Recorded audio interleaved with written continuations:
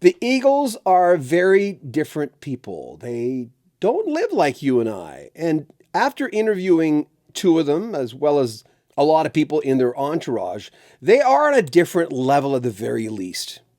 Henry Paul, who got the chance to record just nearby them and record with their same producer, Bill Simzik, at the same time, talks about most of the members: Randy Meisner, Don Henley, Glenn Fry, Don Felder, and yeah, that producer, Bill Simzik.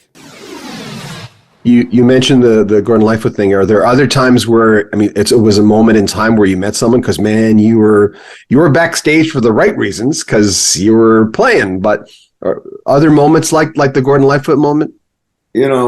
Recording Hurry Sundown with Bill Simzik, who was like the president of the men's club. He was the greatest man's man you've ever been in a room with, and he was very generous, always buying dinner, always buying blow, always the foot throwing. He had tons of money. So Bill Simzik was a man's man. Man, the biggest guy and the most generous and most interesting and just warm and inviting guy I've ever met. Just incredible guy. We would be in the studio at one point during the day. The Eagles would be in later that day. He'd be, making an Eagles record and an Outlaws record at the same time. There was a bar next door where we would all go over, and you'd sit in a booth with Glenn Fry. Did you get to know Randy? I interviewed Randy. It's probably the longest interview with Randy on the internet. Did you get to know Randy?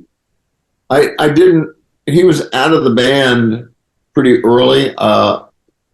Randy opened a show for Black Hawk in St. George, Utah. This would be 1995. I mean, it's all in there. It's crazy. I got a chance that night to spend some time with Randy Meisner. His band went up and did a very, very good show. They were just musically impeccable and great voice and just a very admirable musical impression. And being the original bassist in Poco and the Eagles, he was like an enormously large and important person in my life, musically, professionally.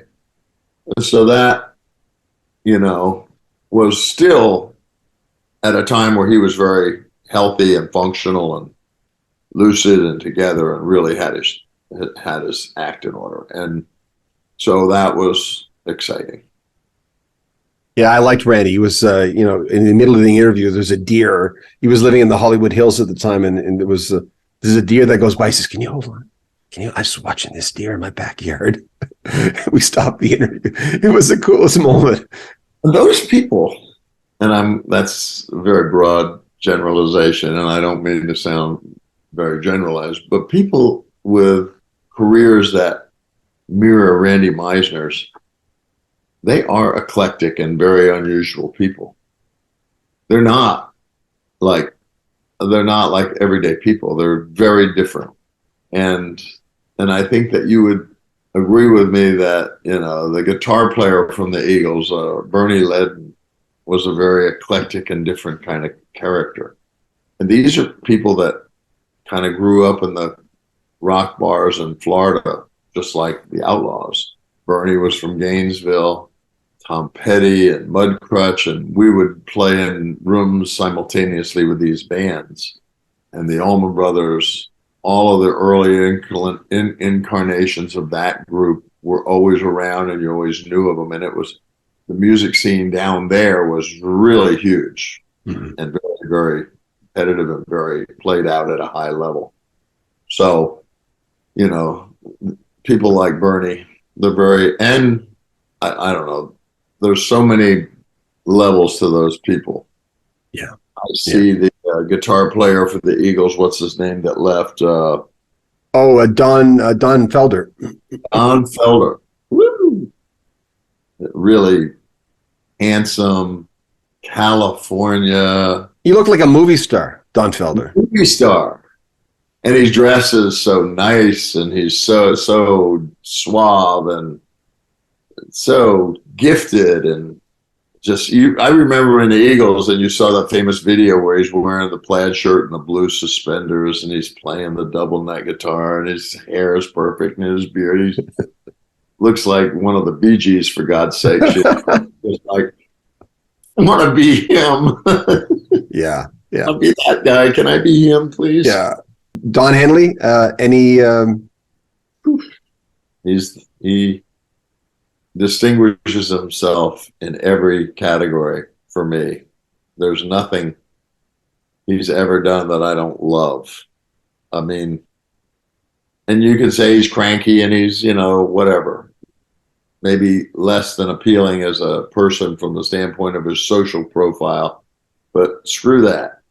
He is, I would say, a top 5 member of the American singer-songwriter community. And he resides there along with Bob Dylan. mm-hmm. Shorts.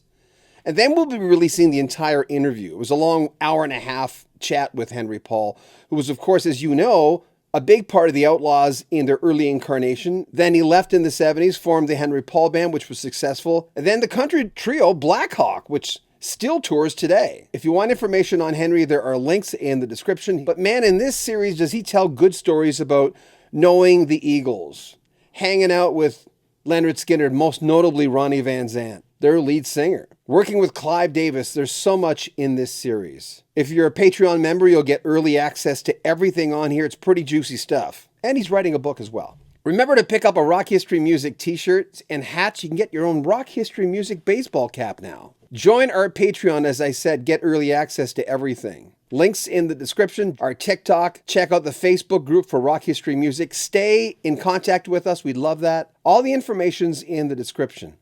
I'm John Beaudin. More from Henry Paul in the next 2-3 days. This is Rock History Music.